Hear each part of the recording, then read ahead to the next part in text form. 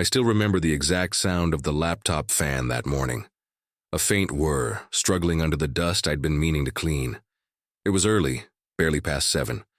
The apartment was hushed, filled only with the golden slant of winter light, bleeding through half-closed blinds. My coffee sat untouched, steam thinning into the air as I typed in my login details for the bank. It was supposed to be routine. Pay a few bills, check on the inheritance account my father left me. A ritual I treated with reverence. That money wasn't just numbers on a screen. It was years of his labor, his careful planning, his voice reminding me to think 3 moves ahead. But that morning, the screen didn't honor his memory. It mocked it. The balance stared back at me, hollow, gutted. Entire chunks of the inheritance were gone. Not small errors, not late fees. We were talking tens of thousands, vanished like smoke. My throat went dry. I refreshed the page, convinced it was a glitch, a bad connection, but the numbers didn't move. My pulse slammed against my ribs, my palms went damp. For a long moment I just sat there, frozen in disbelief, the cursor blinking like it was laughing at me. When I finally forced my hands to dial the bank, the voice on the other end sounded irritatingly calm. "Yes, sir. Those transactions were authorized. Joint account holder. Joint account holder?" The words scraped out of me like gravel. "Yes, sir. Your wife. Everything was verified." Her name, spoken so casually, stamped on every transfer as if the bank clerk had no idea he'd just detonated my life. I couldn't even form words. My hand trembled on the mouse as I scrolled through the transaction history. Dates, amounts, transfers that had been happening quietly for weeks, building to this final blow. And then, as if betrayal weren't cruel enough, the final twist came not from the bank but from her. I opened my phone, reflex, desperation, and there it was. A photo.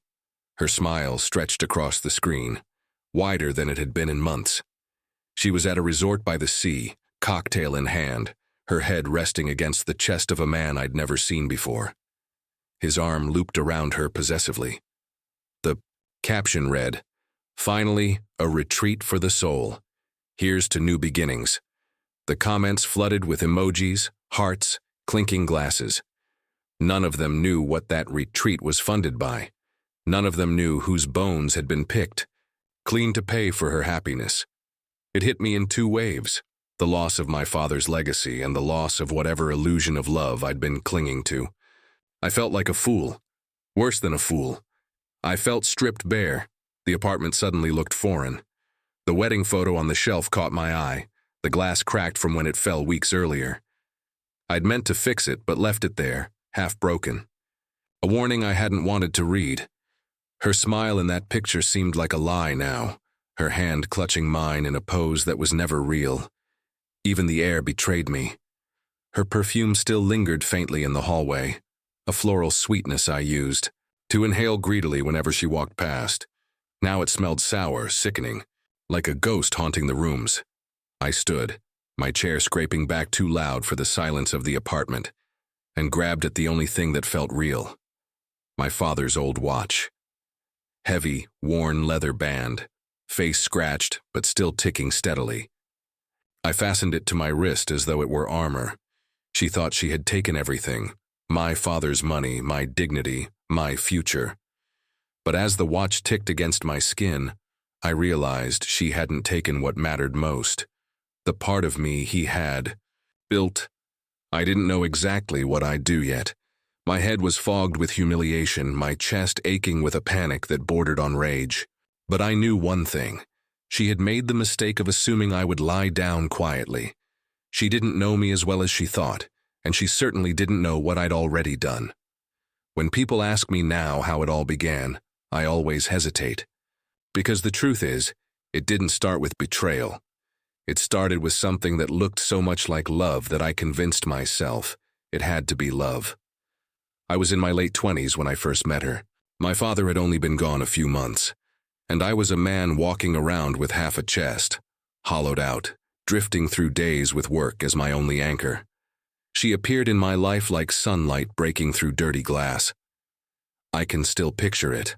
A crowded coffee shop on a rainy Tuesday. I had gone there just to escape my apartment, to stare at spreadsheets while the smell of espresso tricked me into feeling alive. She was in line ahead of me, her umbrella dripping, her hair falling in damp waves around her face. She laughed at something the barista said, and for a second the sound cut through the static in my head. When she turned, our eyes met. I swear she looked through me, like she saw the ache I carried, the rawness, and instead of flinching, she smiled.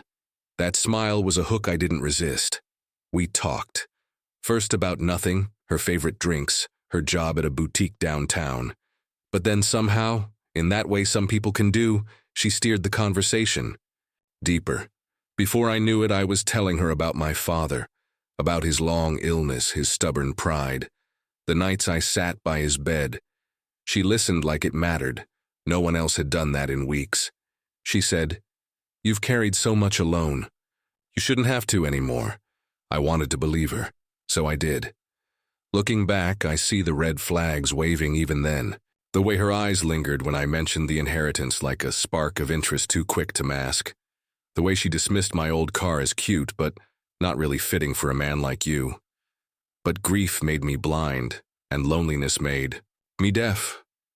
She had this fragility about her, always brushing strands of hair behind her ear, sighing about her difficult life, hinting at how no one had ever truly taken care of her.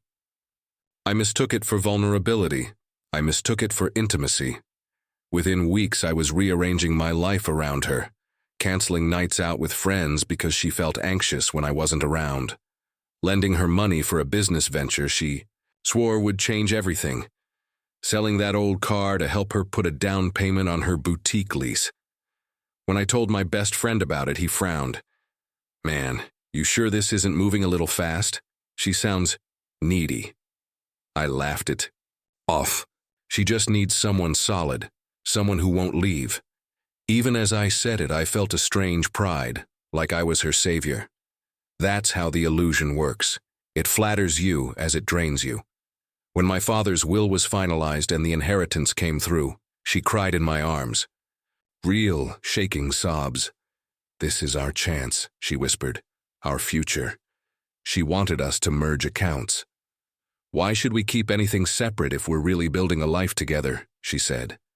"Marriage is about trust." The words wrapped around my chest like a vow.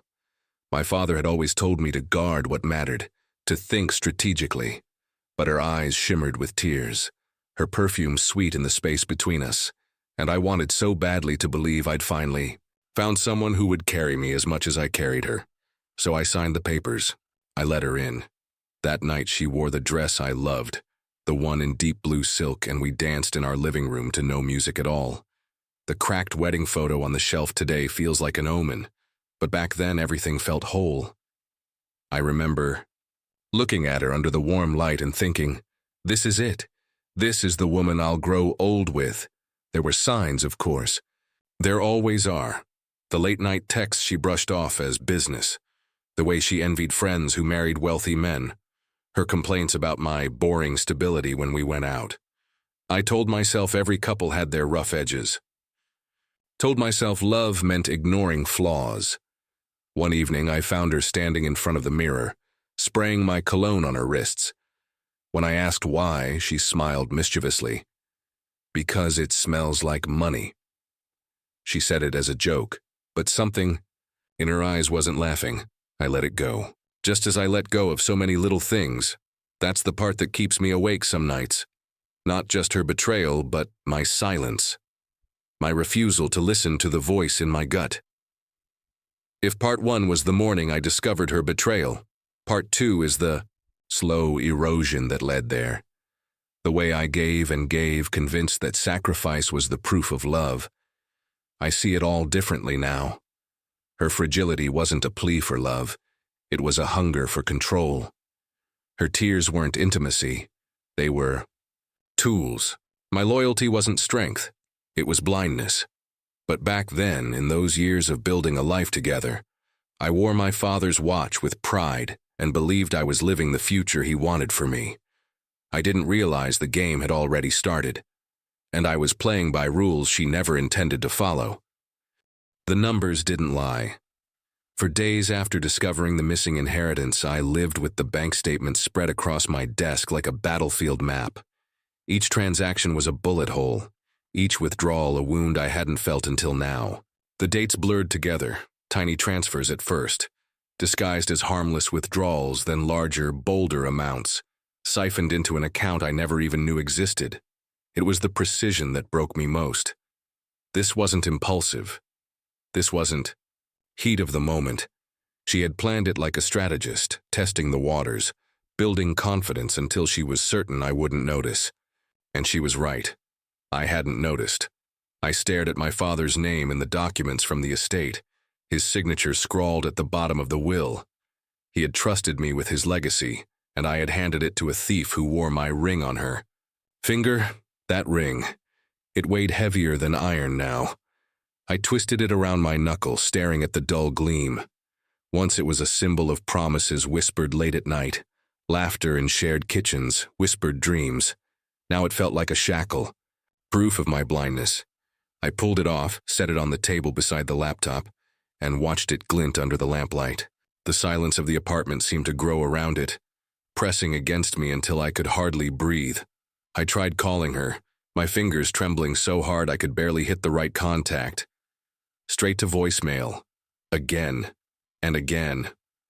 When she finally answered, it wasn't her voice I heard, but a cold, automated one. The person you are trying to reach is unavailable. My stomach knotted. I scrolled through her social media, each picture a knife, her hand in his, champagne glasses, sunsets over beaches paid for with my father's money. Then came the message. Short. Brutal. Don't contact me. I deserve to live my life. No apology, no explanation. Just a dismissal, as if years together could be discarded like yesterday's clothes. I read it again and again, the words burning deeper each time. I deserve. As though everything she had taken, my trust, my inheritance, my loyalty, wasn't enough. She deserved more. That night I didn't eat. I didn't sleep. I sat in the dark with only the ticking of my father's watch filling the silence, each second hammering into me like a countdown to some ending I didn't want to face. Days bled into each other, stopped answering friends' calls, stopped opening curtains. The apartment smelled of stale whiskey and unwashed clothes. My body felt heavy, like gravity had doubled. The cracked wedding photo still sat on the shelf, taunting me. I couldn't bring myself to throw it away. Sometimes I'd catch myself staring at it for hours, remembering the man I was that day, the man who believed he was chosen, cherished, safe. That man was gone now. Her perfume still lingered faintly on her clothes in the closet. I opened the door once, pressed my face into the fabric, and nearly retched. It didn't smell like sweetness anymore. It smelled like deceit. I slammed the door and left it shut. Nights were the worst. The bed was cavernous without her, the sheets cool on her side. I would lie awake, staring at the ceiling, the whiskey burning in my veins, whispering questions into the dark. How could she? Why wasn't I enough? What did I miss? Sometimes I thought of my father. The way he used to sit at the chessboard, eyes narrowed, studying every move. Life is a long game, he'd tell me. You can lose a piece and still win the match if you think ahead. But I hadn't thought ahead. I had given her every piece, rook, knight, queen, and now I was the lone king, cornered, or so I thought. The breaking point came one night, when the silence was too loud. I sat at the table, my ring still lying there, staring at it until my eyes blurred.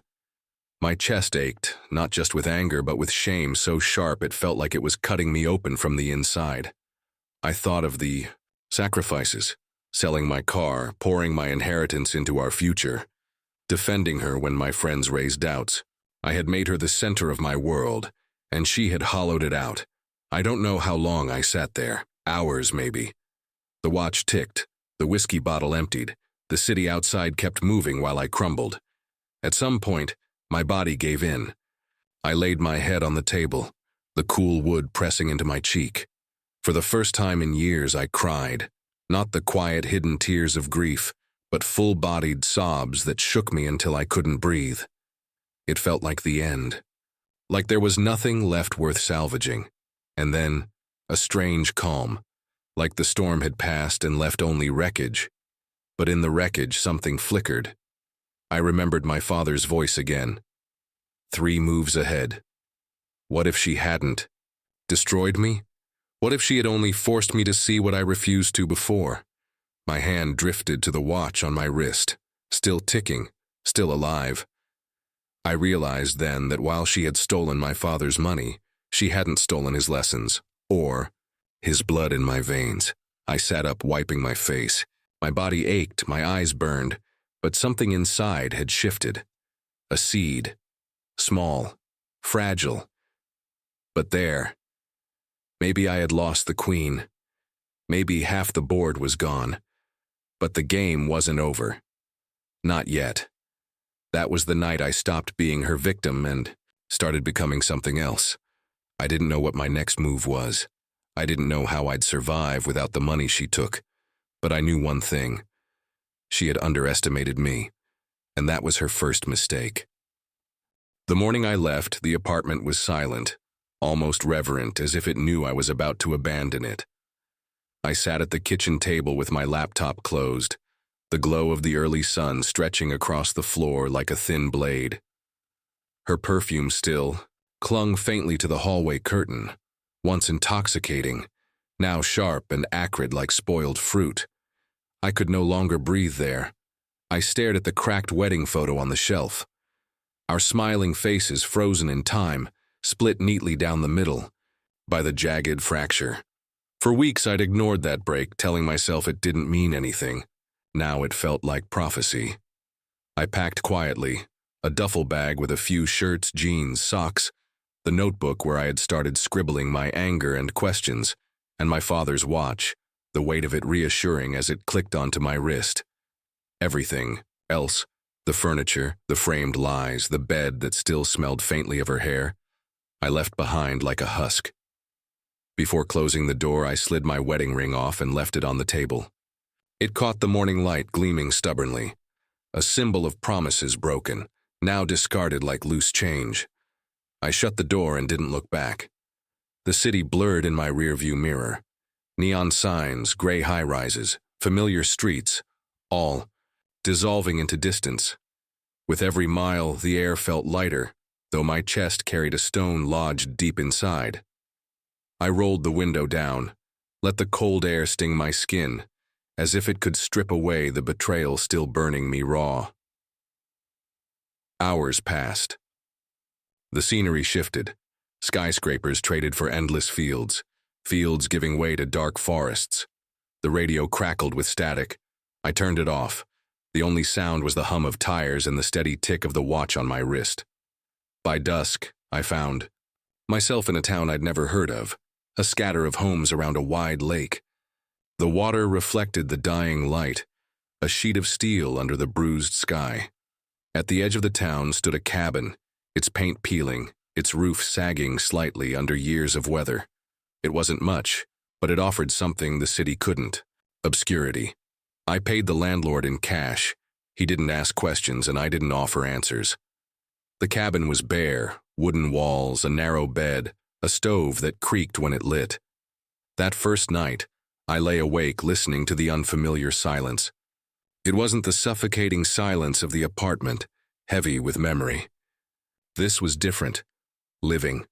The hoot of an owl, the shuffle of branches, the groan of the wind across the lake. I placed my father's watch on the nightstand. Its ticking filled the room, small and steady. It reminded me that time still moved. Even when I felt paralyzed, sleep came slowly. When it did, I dreamed of her laughter, sharp, brittle, echoing in that resort photo. I woke drenched in sweat, reaching for the ring that was no longer there. My hand grasped air, then found the watch instead. The metal was cool, grounding. I built a routine, the only thing that kept me from drowning. At dawn, I walked the frozen edge of the lake. Frost cracked under my boots, my breath fogging the air. The lake's surface was glassy and fractured. thin cracks spiderwebbing across the ice. I saw myself in those cracks, broken but holding. I cooked simple meals, eggs, bread toasted over the stove, soup simmering until the cabin filled with steam. I wrote in my notebook each night. At first, just fragments, her perfume, my father's. Words. 3 moves ahead. Over time, the fragments became longer, whole paragraphs of memory and regret. Words poured like confessionals onto the page. It didn't erase the pain. But it gave it shape. I wasn't entirely alone. On the second week, I met an old fisherman at the dock. His skin was creased, his hands rough as rope. He offered me a cigarette and said, "Lake's honest. She'll always give you back what you throw in." I didn't smoke, but I took it, holding the weight between my fingers. I thought about throwing my wedding ring into the lake, watching it vanish beneath the ice. But I'd already left it behind. Her ghost was enough. Later, I found a small bookstore in town, run by a widow in her 60s. She had gentle eyes and a voice like soft cloth. She lent me novels, insisting I read out loud. Words sound different when they have to leave your body. That night I did. My voice startled me at first, echoing in the cabin's stillness. But soon it became a strange comfort. I was talking again, even if only to the walls. They didn't pry into my past and I didn't share it. The anonymity felt like a gift. For the first time in years, I wasn't someone's provider, someone's fool, someone's puppet. I was just a man with a watch, a notebook, and time to fill. One afternoon, I sat at the table, sketching in the margins of my notebook. At first, just lines. Then, without thinking, a face took shape. A rough outline of my father's, stern but kind. I hadn't drawn in years.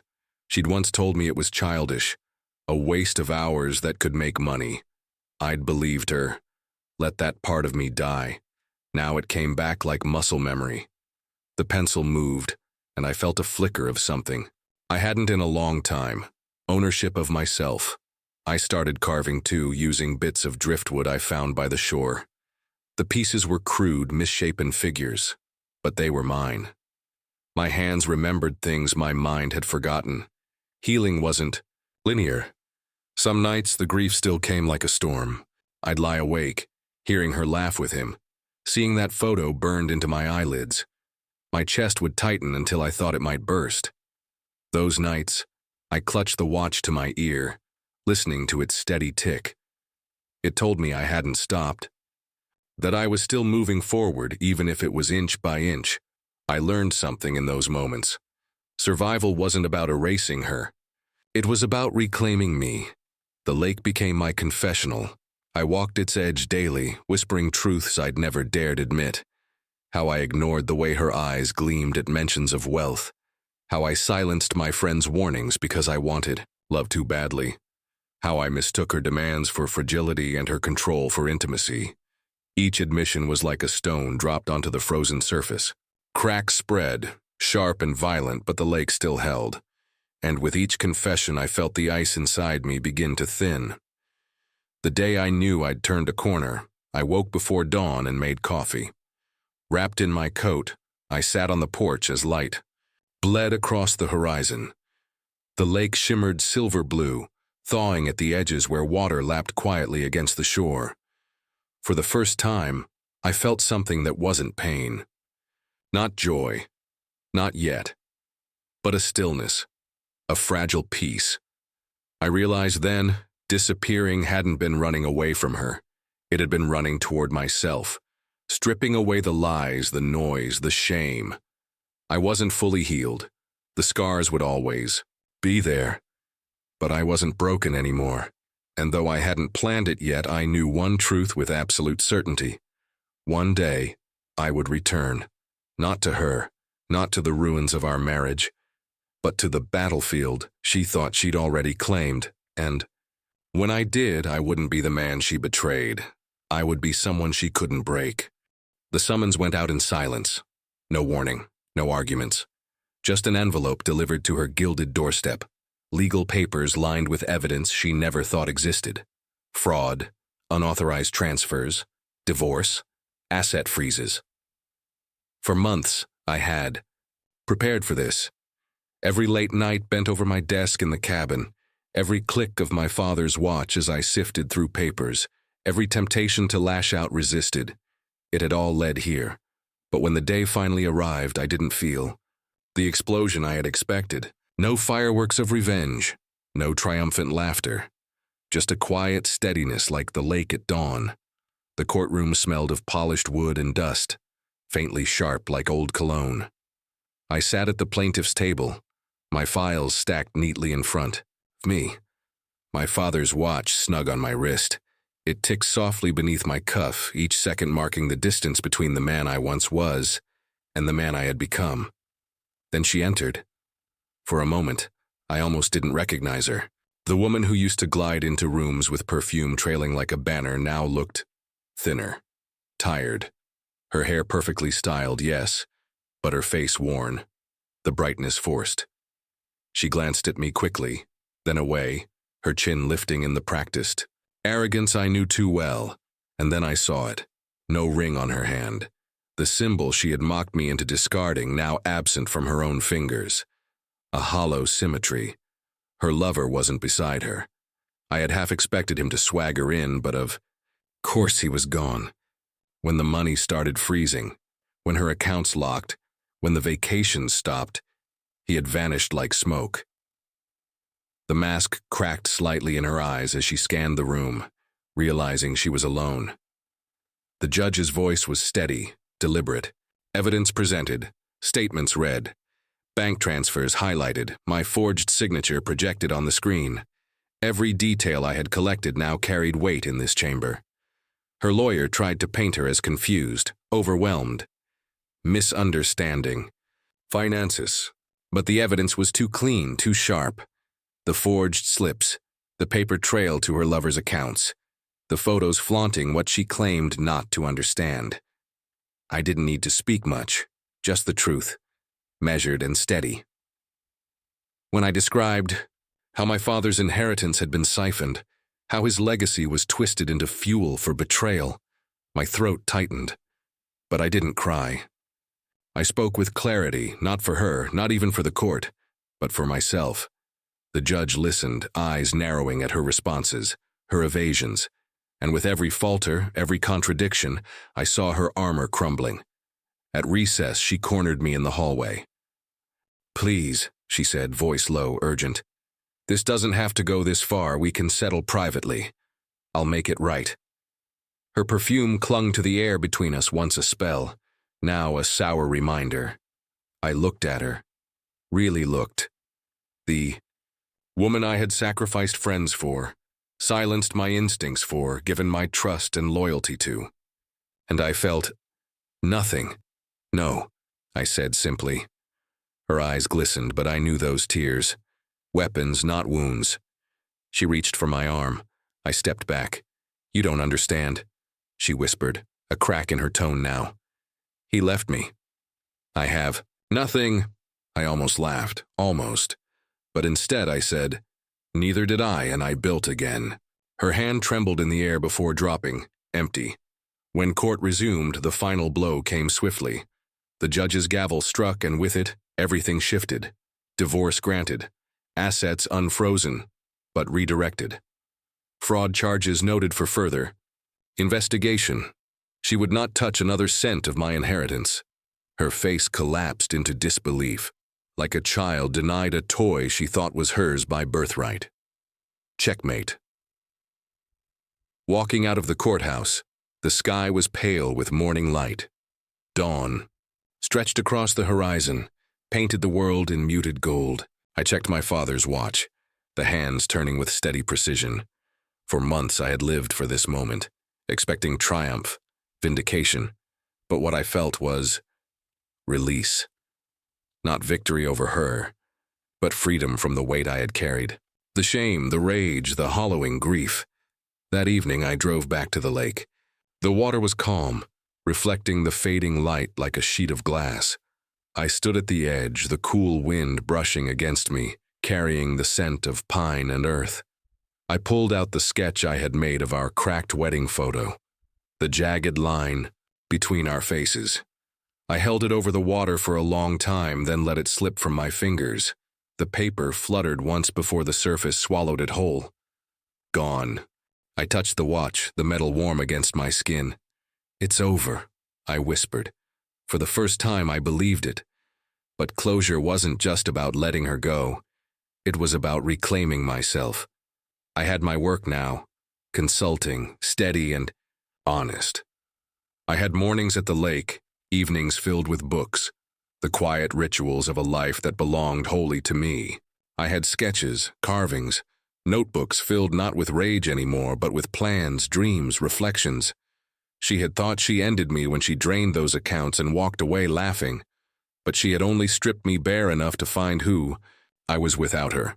The real inheritance wasn't the money she stole. It was the lesson my father left me. Patience, foresight, resilience, the ability to play the long game, and I had played it, quietly, silently, until the board was mine. Sometimes, late at night, I still hear echoes. Her laughter, his voice, the sting of those early days. But the echoes fade quickly, like waves on the lake swallowed by silence. I no longer fear the silence. I live in it, and in that silence, I am free.